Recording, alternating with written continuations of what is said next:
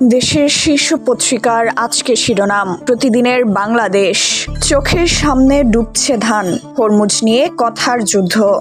বর্ষণে ক্ষতিগ্রস্ত কৃষকদের ক্ষতিপূরণ দেবে সরকার।